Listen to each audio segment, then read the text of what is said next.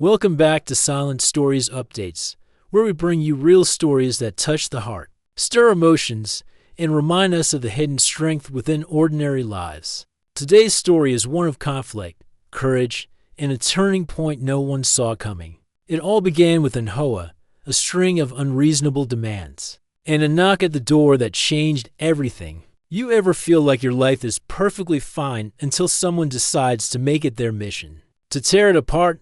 That's exactly what I went through. I had worked hard, saved for years, and finally bought the house I'd always dreamed of.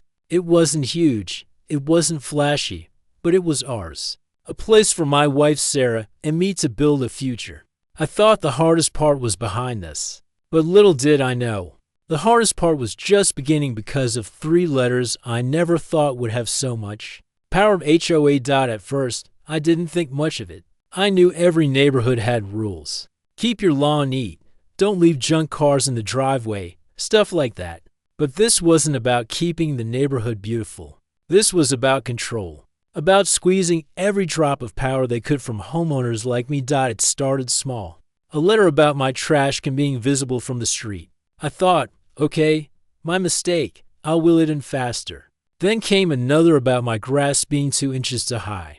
Then another about a basketball hoop in the driveway. It became a weekly ritual, me coming home from work, already tired and drained, only to find another bright orange notice taped to my door, like a scarlet letter announcing my failure. At first, I laughed it off. Then I got frustrated.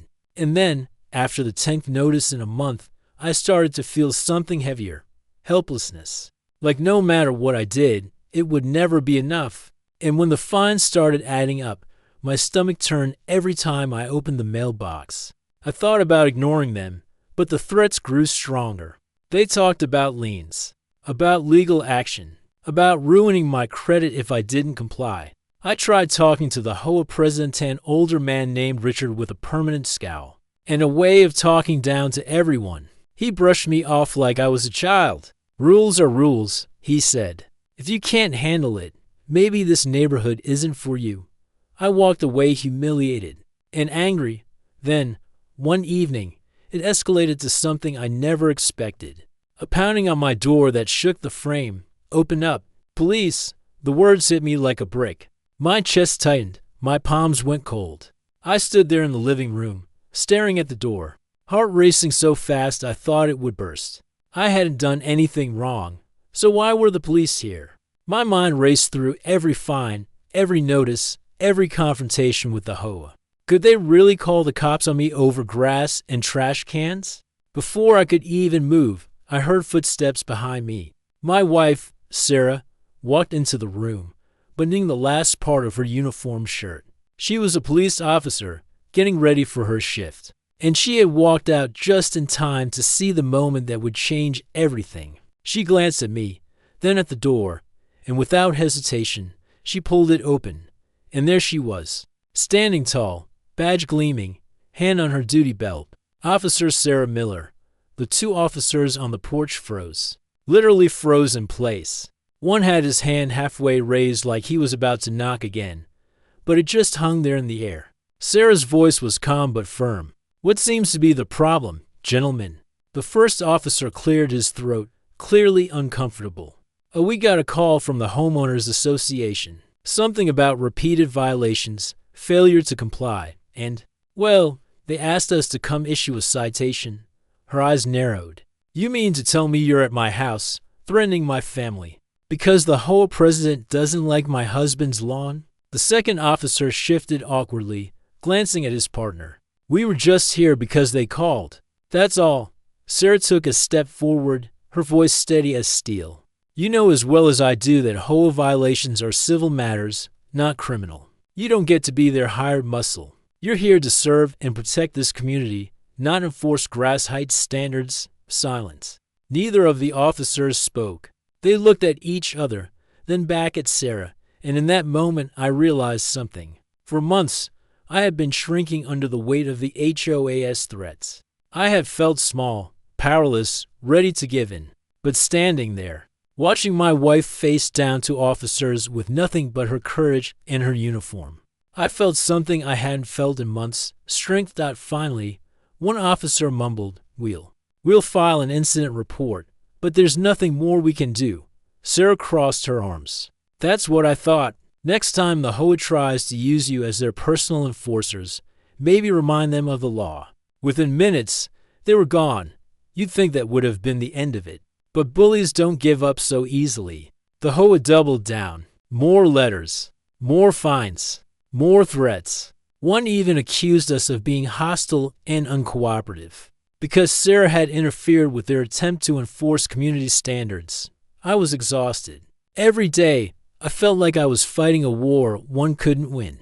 I thought about selling the house, just packing up and starting over somewhere else. But Sarah wouldn't let me.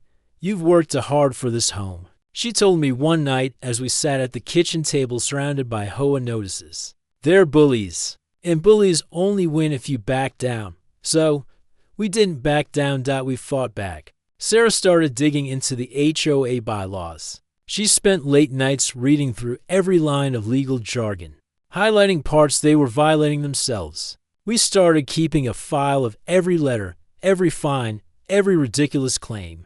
We talked to neighbors and discovered we weren't the only ones targeted.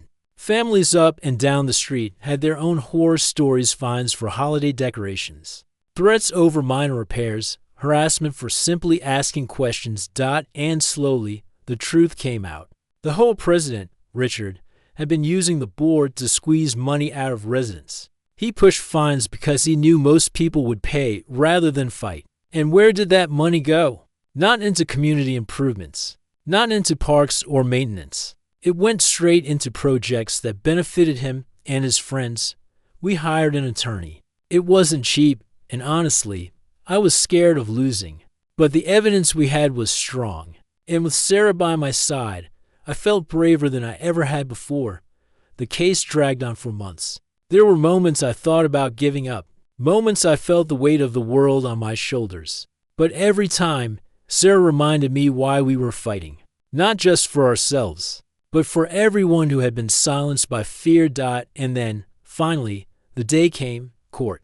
I'll never forget the look on Richard's face as our attorney laid out the evidence. The letters, the fines, the harassment, the pattern of abuse. The judge didn't take long to see through it all. In the end, the HOA was ordered to back off. The fines were dropped. Some of our legal costs were reimbursed. And Richard, the man who had made my life miserable, was forced to resign. It felt like the weight of the world had been lifted off my shoulders. For the first time in years, our neighborhood felt like a community again. Kids played outside without their parents worrying about fines. People decorated their homes without fear. We had taken back our peace. Looking back now, I realized something important. The day the police knocked on my door, I felt powerless.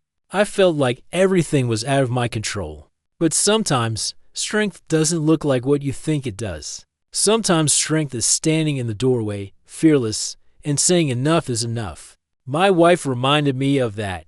She reminded me that bullies only win when good people stay quiet. And that sometimes, all it takes is one person willing to stand up to change everything. So if you're going through something like this, if you feel small, if you feel powerless, if you feel like you can't win, remember this: you have more power than you think. Don't let fear strip away your peace. Stand up, fight back, and never forget that you deserve better.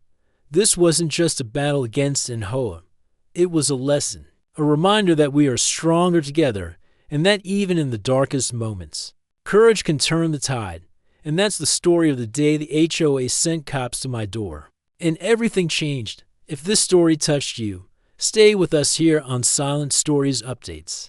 We bring you real stories, raw emotions, and moments that remind us of the strength inside us all. Until next time, keep standing tall, keep fighting for what's right, and remember your story matters.